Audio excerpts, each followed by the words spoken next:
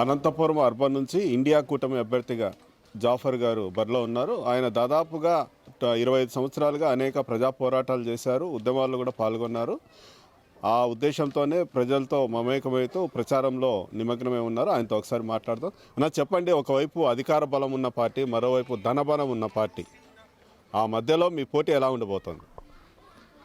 Congress CPM బలపరుస్తున్న India కూటమి అభ్యర్థిగా urban MLA క్యాండిడేట్గా నేను పోటీ చేస్తున్నాను. కంకి కొడవలు గుర్తుపైన పార్లమెంట్ అభ్యర్థిగా పాలమల్లి అస్సం గుర్తుపైన పోటీ చేస్తామన్నారు.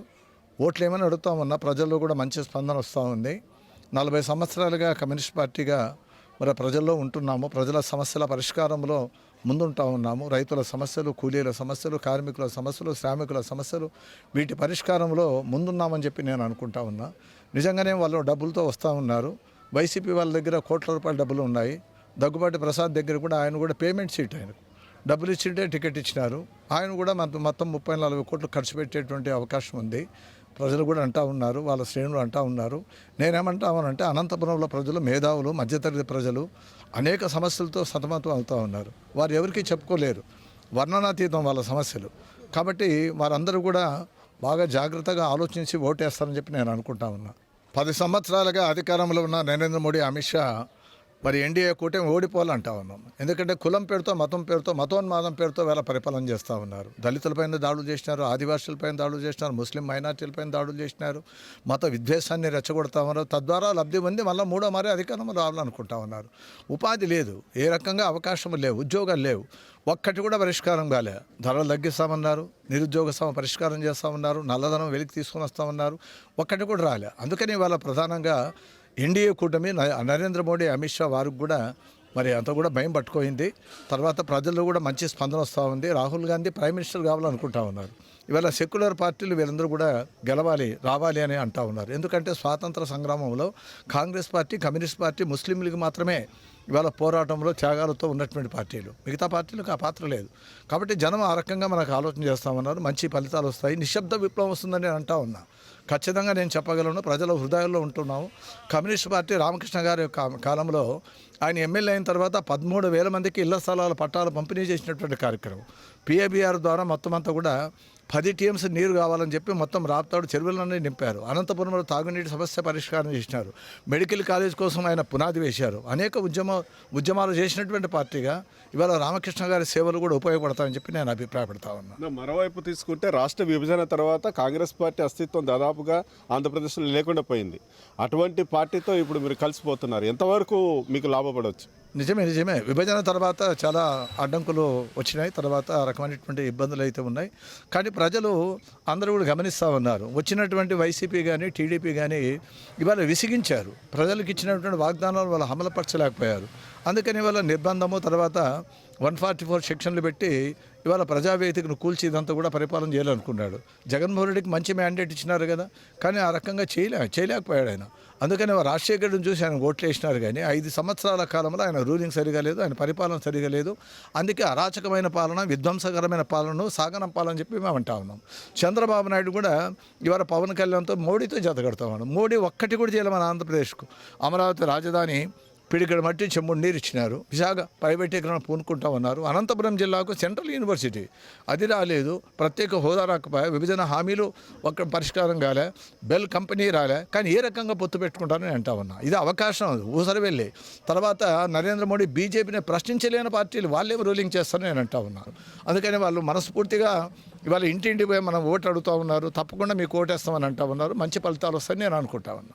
అంటే మరోవైపు తీసుకుంటే నరేంద్ర మోడీ ధైర్యం ఏమంటే రామ మందిర నిర్మాణం, దాంతో ప్రభావితం అవుతారు జనాలు అన్నట్టు.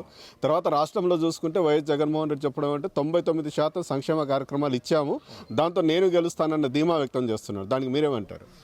రామ మందిరం అనేటువంటిది మంచిదే, అది నేనంటా ఉన్నా. కానీ రామ మందిరము శంకరాచార్యులని వ్యతిరేకించారు, మేము కాదు కదా. హిందూ మఠాధిపతులు వాళ్ళు వ్యతిరేకించారు, అప్రతిష్ట అన్నారు. ఎందుకన్నారంటే నువ్వు పూర్తి కాకుండానే నువ్వు రామ మందిరం ఎట్లా ప్రారంభిస్తావు?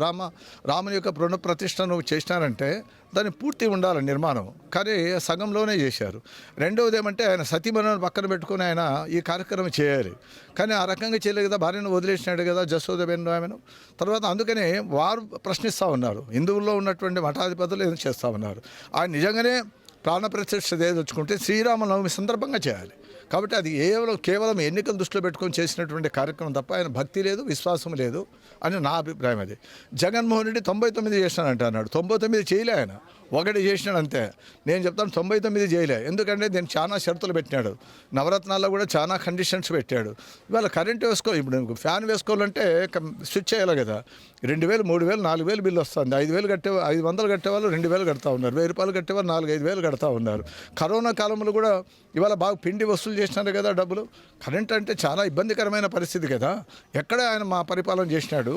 ఇవాళ ఇసుకలో దోపిడీ చేసినారు, మట్టి మాఫియా దోడి, లిక్కర్లో కూడా మా దోపిడీ చేశాడు. అనేక రకాలుగా దోపిడీ చేసి ఇది మీకు ఈ రకంగా ఇస్తామన్నానని చెప్తా ఉన్నాడు. అందుకే ప్రజలన్నీ గమనిస్తూ ఉన్నారు. మద్యం ద్వారా, బీరు ద్వారా ఇదంతా కూడా ఆ డబ్బుల ద్వారా సంక్షేమ పథకాలు ఖర్చు పెడుతున్నాడు కానీ నిజంగా వేరే రకంగా ఖర్చు పెట్టలేదు. ఓకే, తర్వాత జాఫర్ గారు గుర్తించింది ఏంటి? అనంతపురం అర్బన్ ప్రజలకి ఏం చేస్తారు ఎమ్మెల్యే అయితే? నేను అనంతపురం ఎమ్మెల్యేగా నన్ను వాళ్ళ ఆశీర్వదించి నాకు అవకాశం కల్పిస్తే ఇవాళ డంపింగ్ యార్డ్కి సంబంధించి అనారోగ్యకరమైనటువంటి వాతావరణం వస్తూ ఉంది. ప్రజలందరూ కూడా అనారోగ్యం బారిన పడేటువంటి ప్రమాదం ఉంది. కాబట్టి డంపింగ్ యార్డ్ అనేది 1937 బ్రిటిష్ కాలం నాడు ఉన్నది అది. కానీ దాన్ని తరలించాలి. ముద్రాపడం దగ్గర రాగే పరిశ్రమ ఆయన మేయర్గా ఉన్నప్పుడు 18 ఎకరాల ల్యాండ్ తీసుకున్నారు. అక్కడ షిఫ్ట్ చేయాలి, షిఫ్ట్ చేయలేకపోయారు. కానీ ఇప్పుడేం జరుగుతూ ఉంది? 28 కోట్ల రూపాయలు, మళ్ళీ ఒక 8 కోట్లు, 36 కోట్ల రూపాయలతో చెత్తను ఎరువుగా మారుస్తామని చెప్పి అదంతా కూడా ప్లాన్ చేశారు అనంత వెంకటరామరెడ్డి. చేయలేకపోయారు కదా. ఆ 36 కోట్లు ఎక్కడ పోయినా నేను అంటా ఉన్నా.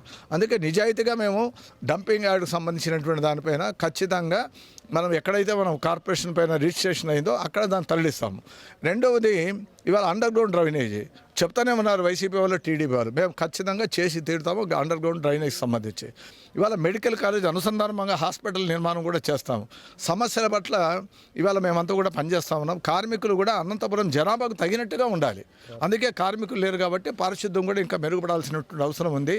తప్పకుండా ఈ అంశాలపైన మనం చేస్తాం. ట్రాఫిక్ సంబంధించి కూడా పిచ్చిరెడ్డిని పిలుచుకొని వచ్చి అంత ప్లాన్ చేసేది. అది ఉన్న మున్సిపాలిటీని కార్పొరేషన్ చేసినారు కానీ ఇవాళ దానికి సరైనటువంటి పద్ధతిలో నిర్మాణం చేయలేదు.